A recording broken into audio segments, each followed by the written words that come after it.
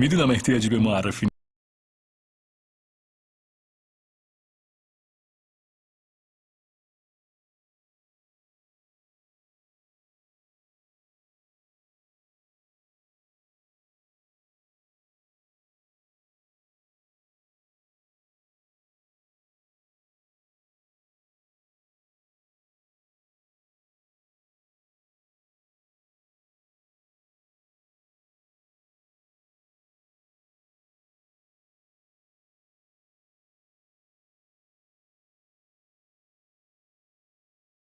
که داستان ما رقم میخوره. تو این خیلیا هستن که به اون چیزایی که دلشون میخواد نمیرسن. از طرفی خیلی دیگه هم هستن که به خیلی چیزایی که دلشون نمیخواد میرسن. این آقا یکی از همون کساییه که ناخواسته چیزی نصیبش میشه که زندگیشو تغییر میده. یه هدیه که باعث میشه زندگیش دگرگون شه. بذارین از اینجا شروع کنم. اصغر با تاکسی کار میکنه، درآمدش هم بد نیست. البته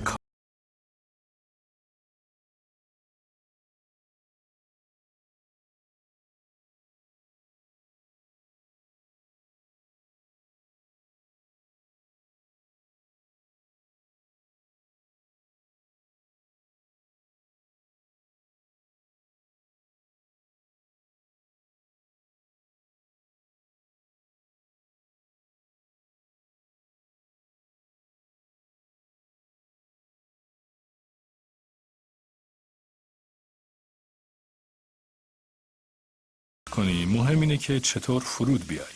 نه اشتباه نکنید، داستانمون تموم نشد. این تازه شروع زندگی جدید اصغره.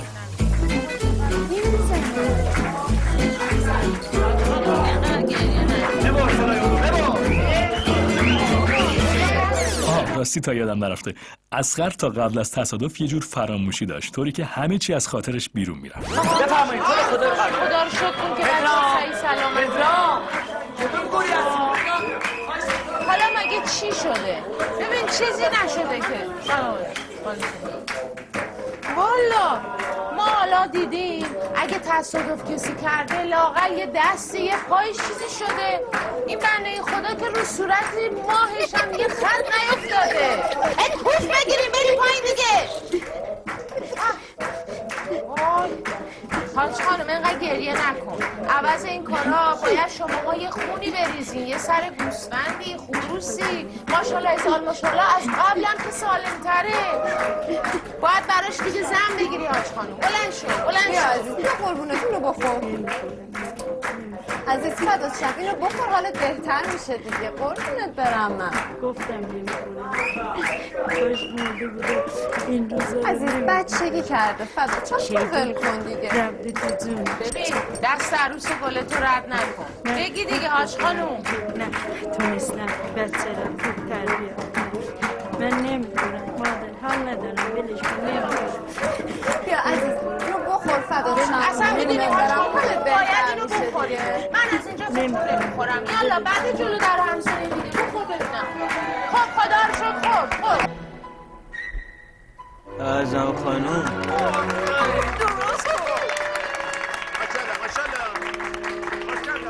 داداش بزرگت که یادت میاد ها؟ نکنی یادت رفته. جواد خوبه که آدم هر اتفاق بعدی رو به فال نیک بگیره، مثل خانواده اصغر. البته زیادیش هم خوب نیست. خلاصه بعد از یه تصادف کوچولو یکم برای جشن گرفتن زوده. و اما خانواده آرام و ساکت جواد. این پدرامه، پسر جواد و نصری. موجود دوست داشتنی و بیازاریه.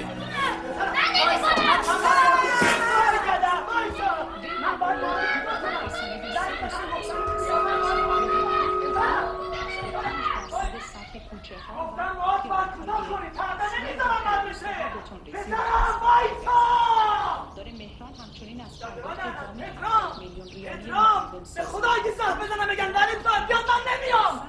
بخشی تارزان خانم یه تناب از این برای حیات آویزو کنیم اون برای تناب این بر هی بره هی مثل میمون. من خسته شدم، من نفسم برید. حالم گرفتی؟ اینو گرفتم در رفت تو کوچه. اینا رو چرا می‌ریزن؟ اینا برکت خدا نیست. من ریختم به من چه؟ شما اینجا بدو میکنی به من چه اینطوری نمی‌بینی میگیری جلوی بچه‌ام پدرام می‌خوره بهش می‌ریزی زمین. درش اصلا من دیگه پاک نمی‌کنم. درش منم سرشو کوتاه نمی‌کنم. فکر کردی؟ والا از صبح تا شب جون بکن. بله. اسکر کجا؟ دستشویی. یه ساعت دستشویی چیکار میکنه؟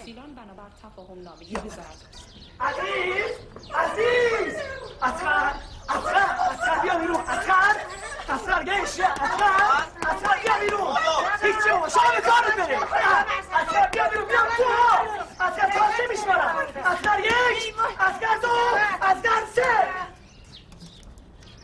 این داد چیکار میکردی؟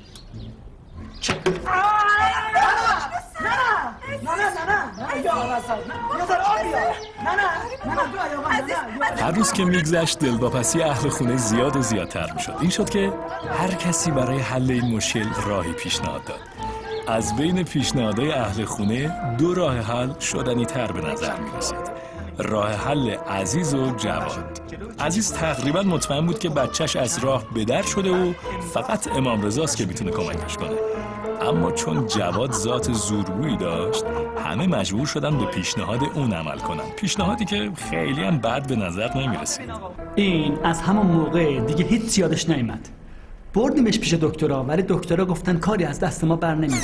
یادم رفت جواد برادر بزرگتره اسخره. اون به شدت نگران آینده برادر کوچیکش و از فرط نگرانی شبا خواب به چشمش نمیاد. همین اواخر ماشین برداشت زد تو در دیوار. از قصدی خودش خواسته بود. بله دیگه ما هم کلی پول دیوار مردم رو دادیم. من از شما متشکرم. هوشش اومده سر چاش، همه چی یادش میاد. منتهای مطلب عزیز مادرم نگران اینه که نکنه خدا نشده شیطان رفته باشه تو جلدش. میترسه از اینکه کار دست خودش بده. بله دیگه منم بیکار. از زن و بچه و کار کاسبی بچه اومده و نیومده ول کن به پای آقا باش. چپ میره بپا، دستشویی میره بپا، اونور میره بپا. میترسیم از اینکه تنهاش بذاریم. آقای دکتر میترسیم از اینکه کار دست خودش بده. مهم این نیست که به توصیه‌های دکتر گوش ندی. مهم اینه که در لحظه نتونسته کاری برات انجام بده. همه انتظار معجزه دارن یا حداقل قرصی، دوایی که شادت کنه. همه میخوان وقتی از پیش دکتر برگردی شاد باشی.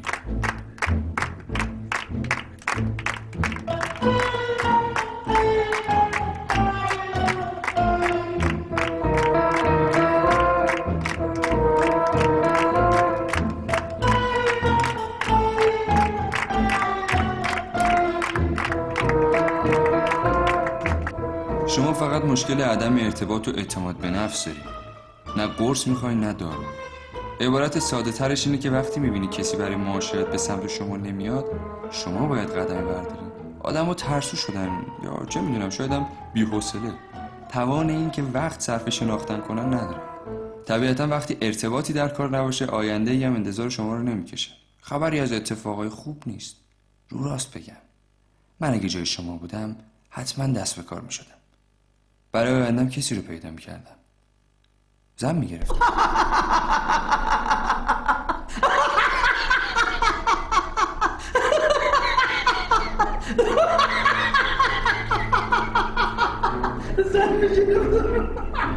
تا 2 روز خنده جواد بند نیامد. انقدر خندید که کارش به بیمارستان کشید.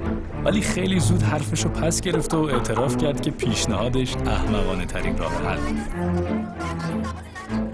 حالا مونده بود راه حل عزیز اصرار داشت که خیلی سریع راهی مشهد بشن. تمام اهل محل میدونستن که اگه عزیز بخواد کاریو انجام بده نشد نداره. تا نتیجه نگیره دست بردار نیست. لا اله الا الله. نه جان عزت لما من مشهد گیدن دایرم. های کوفته بابا. مشهد گیدن دایرم من میشیم باردو. چش اصلا همین سردا میریم مشهد خوبه؟ یه روزه میریم بله. دادم وای من نمیتونم با عربات پا به ماتی. bu طفل معصوم خورد خد این چه وضعشه؟ خانم دست شما در نکنه. به من چرا میگی؟ به این بگو از صبح تا گیر داده. میخوام با ایوب برم استادیوم. ایوب نان هارا انشالله. چی؟ با ایوب کجا انشالله؟ با ایوب قرار گذاشتیم برس. آها توپ بازی. بله. درساتو نوشتی؟ مشکاتو خوندی؟ دروغ چرا میگی ها؟ نه آقا جوان نکن ولش کن آقا جوان خوش میدم چرا خواهی بسترم شما وایسا ایوبا لعنت سرد منت بالا. بفرمایین یا الله سلامت کن. حالتون خوبه؟ سلامتون خانم، خوش اومدید. زنده چه ادب این برات. من که همیشه مزاحم شما حاج خانم. خوبی هستم خوبه باشی. این بچه ها مگه بذارن خوب باشن؟ پدرام خونه است؟ وای یا ابوالفضل، باز چی شده حاج خانم؟ نه چیزی نشده، فقط اینا میدونی این بچه ها رفتن پدر این وسایل منو در آوردن. آخه میدونی من میگم کارم خوبه، همه از یه ماه پیش منو رزروم کردن. اون وقت بیا ببین این عروس دارم نیم ساعت دیگه. نگاه اعظم خانوم، زن همسایه، همه جا هست به غیر از جایی که باید باشه. تقریبا نسبت به تمام مسائل دور و برش یه عکس العمل بیشتر نشون نمیده. اگه خرابکاری نکنه چیزی هم درست نمیکنه. اما اومدنش باعث شد که نسرین به خاطر آبروریزی که پسرش کرده یه مدتی تو محله آفتابی نشه تا چشش تو چش اعظم و دار دستش نیفته. این شد که همراه عزیز به جون جواد افتاد تا راهی مشهد بشه.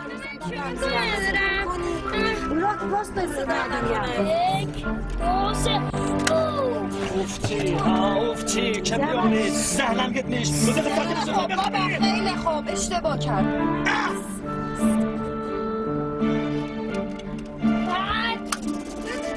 یه توصیه که از یه تجربه میاد. اگه توی جای شلوغ یه دفعه احساس کردی که همه جا ساکت شد و هیچ صدایی به غیر از صدای قلبت نشنیدی،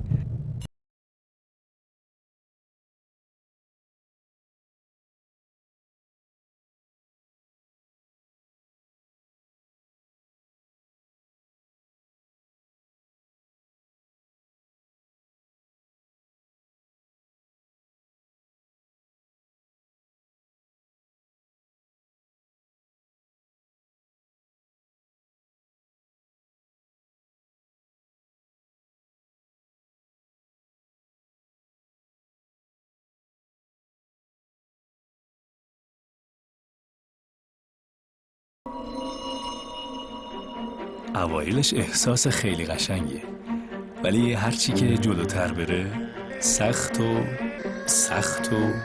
سخت‌تر میشه و اگه بهش رسیدگی نکنی دیگه غیر قابل کنترله. به طور غریزی اصغر احساس کرد که گفتن این ماجرا به خانواده نباید مشکلی داشته باشه، اما اینطور نبود. پدر نگران آبروی خانوادگیش بود. احساس میکرد اگه به مراسم خواستگاری بره خانواده عروس اونا رو با تیپا بیرون میندازن. این شد که تصمیم گرفت مثل همیشه تو اون دخمه بمونه و به کاراش رسیدگی کنه. جوادم که حوصله دردسر نداشت ماجرا رو منتفی کرد، اما عزیز دست بردار نبود. نسرین هم که از روزمرگی خسته شده بود و دلش تنوع میخواست تصمیم گرفت دوباره با عزیز بیفتن به جون جواد تا به قول خودش تن به این خفت بده. منتها تصمیم گرفتن قبل از انجام هر کاری تحقیق کنن. تو قرار اول اونا متوجه شدن که دریا نابیناست و نمیتونه جایی رو ببینه. با این اوصاف همه چی حل بود. فقط به پیشنهاد خانواده دریا قرار شد اصغر و دریا قبل از هر کاری خودشون با هم حرفاشونو بزنن. عزیز خوشحال بود، ولی جواد باورش نمیشد که جواب دریا مثبت باشه. اما نسرین فکر میکرد دیگه کار تموم شده است و یه عروسی افتادن، چون دیگه اهمیتی نداره که دریا مثبت باشه یا منفی. همین که اصغر مثبت کافیه، چون مثبت با منفی جرقه نمیزنه. حالا شما این نتیجه گیری بی ربط رو بذاریم به حساب کمک‌های شبانه روزی نسرین تو درس‌های پدرام. اما همین نتیجه گیری ظاهراً بی ربط نسرین خیلی هم بیراه نبود. اصغر تا روز موعود نه خواب داشت نه خوراک.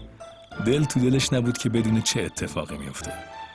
خلاصه بین اونا یه دنیا فاصله بود، اما اصغر محو هدیه‌اش شده بود. حتی فکر این که جواب رد بشنوه مو رو به تنش سیخ میکرد. نمیخواست به هیچ قیمتی از دستش بده. این شد که شبونه فکری به سرش زد.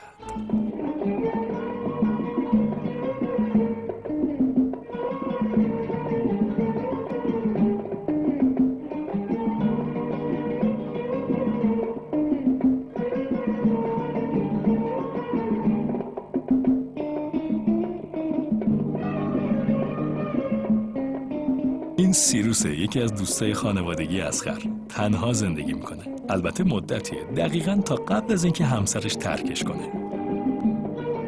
دونش خوشگله، احتمالاً کنارم جواب نمیده.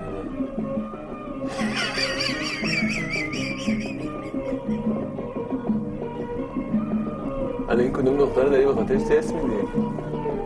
دلم میخواد بعد شنیدن حرفام اگه نظرتون عوض شد چیزی به مادرم نگی. مادر دیگه زود دلش میشکنه. فکر میکنه واسه مشکلمه که کسی جلو نمیاد. اینه که مدام دست به دامن این دکتر اون دکتر میشه. این آخریام هرچی از کار تو خونه مردم در آورده خرج دوا درمون من کرده. خودش حال و روز خوشی نداره اما همش نگران آینده منه. من اینجوری راحتم. یعنی راستشو بخواین دیگه عادت کردم. ولی مادرم میگه برای نگه داشتن یه زندگی 2 تا چشم کمه. میگه من 2 تا داشتم 2 تا دیگه هم قرض کردم بازم شوهرم از دستم پرید. ولی من که میگم دیدن اون چیزا چشم نمیخواد. اگه قرار باشه یه چیزایی رو نبینی 1000 تا چشم داشته باشی بازم نمیبینیشون. اینو من میگم ولی مادرم یه چیز دیگه میخواد. مهریه. میگه مهریت باید جراحی چشات باشه اندالمطالبه. میدونی یعنی چی؟ یه چیز دیگه هم هست که من میخوام.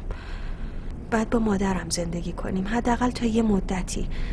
نمیدونم تا کی ولی من اگه نباشم اون دیق میکنه. همین حرفام تموم شد. حالا نوبت شماست بگیم من گوش میکنم.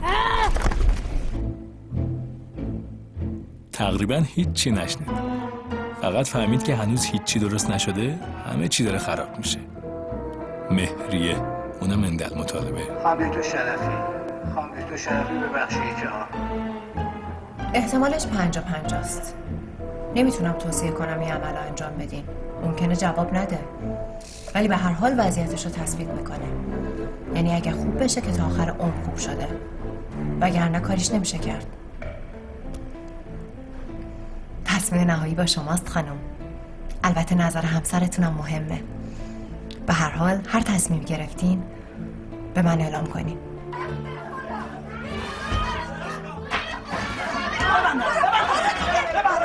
نفسید نره گفت کن گفتشو بزن بزنم به شکل بسینه دیوار ها پسر تو مخت معیوبه هنوز یه ماه نشده زنتو میخوای بپرونی کدوم آدم عاقلی زن دستی گروشو میندازه تو تیغ جراحی دکترا ها ببین اگه به خودت رحم نمی‌کنی به این ننه بابای بدبختمون رحم کن به قرآن مجید اگه اتفاقی براشون بیفته من میدونم و تو گفته باشم اومدم این خوشبیه این آدم میخواد پول تا کی به تو پول میده ها کی حاضره به خاطر این کارات به تو پول بده برو آقا برو شر به پا نکن اینجا هیچکی حاضر نیست پول یا مفتشو بده تا تو زنتو بذاری زیر تیغ جراحی دکترا اگه خیلی زرنگی برو از مادر زنت پول بگیر که تو رو خرج کرده و انداخته تو جون ما. کجا؟ دوباره کجا؟ تنها کسی که حاضر شد به اصغر کمک کنه عزیز بود. عزیز تمام داراییشو که تو این سالها برای روز مبادا 1000 جای خونه قایم کرده بود تا مبادا دست پدر بچه‌ها بهشون بیفته و دود کنه بره هوا با تمام وجود داد دست اصغر. اون معتقد بود کسی که این فرشته نجات فرستاده خودش هم میدونه راه درست چیه. ولی با این پولا مشکل اصغر حل نمیشد. اون مجبور بود پیکانو بفروشه اما تصمیم گرفت در مورد فروش ماشین چیزی به خانوادش نگه. اما از شانس بد اصغر خریدار ماشین آشنای جواد بود.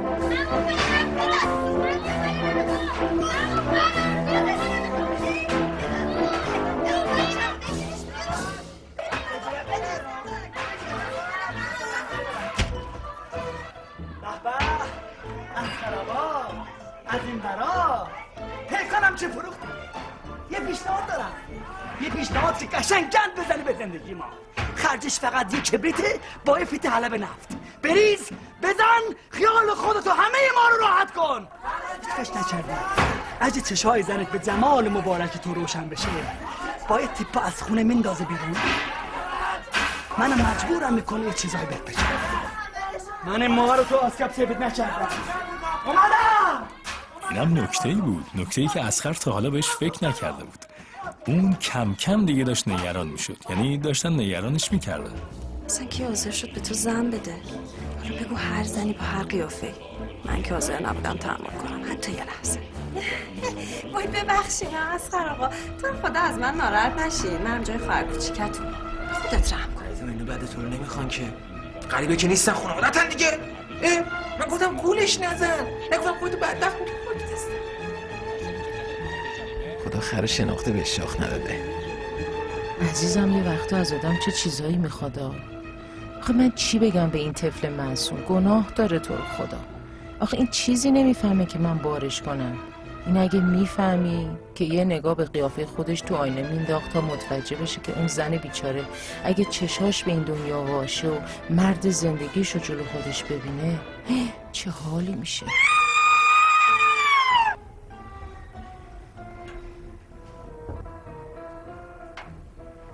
اصغر آقا میگم اصلا ولش کن، راحت باش، کار خودتو بکن. به عزیز خانومم بگو اینقدر سخت نگیره. خداحافظ. واقعیتش هم اینه که اصغر داشت کار خودشو میکرد. حرفای دور و بریاش هم نمیتونست نظرشو عوض کنه، چون اصغر مرد عمل بود نه مرد حرف. ولی پیش خودتون بمونه، تو ته قلبش یه صدایی میومد، یه صدایی که بهش میگفت نگران شو. ولی الان که دیگه وقت پشیمونی نبود، چون راه برگشتی وجود نداشت. اصغر تمام دار و ندارشو داده بود به بیمارستان. فقط تنها کاری که میتونست انجام بده این بود که تا صبح منتظر بشه تا ببینه چی پیش میاد. اگه واقعا حرف خانوادش درست بود چی؟ اگه دریا میدید و اونو نمیخواست چی؟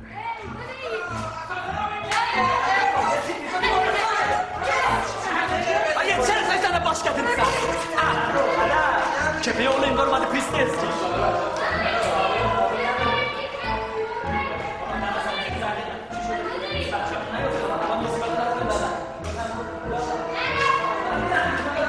من آدم کم تجربه‌ای هستم. البته از این جهت که خبر ندارم تو دنیا از این دست اتفاقات چقدر میفته. ولی اینو خوب میدونم که توی حرفه ما این عجیبه. یه ذره هم نه، خیلی عجیبه. چشاش میبینه ها، ولی تا 50 سانتیشو، اونم نه خیلی واضح.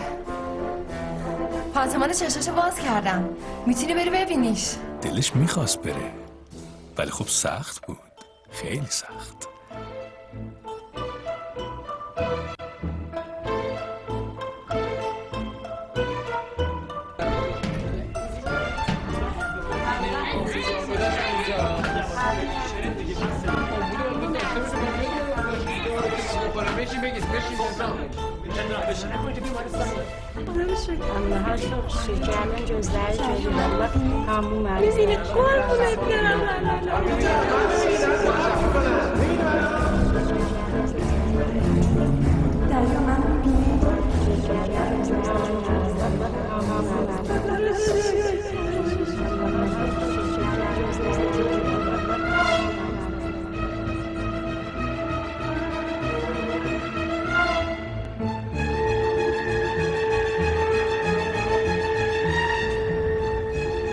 چشمای قشنگی داری.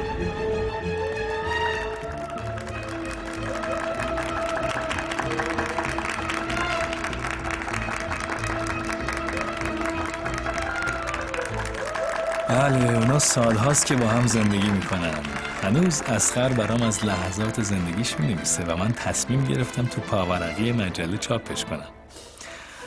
اصغر بعد از جراحی همه جای خونه رو به دریا نشون داد.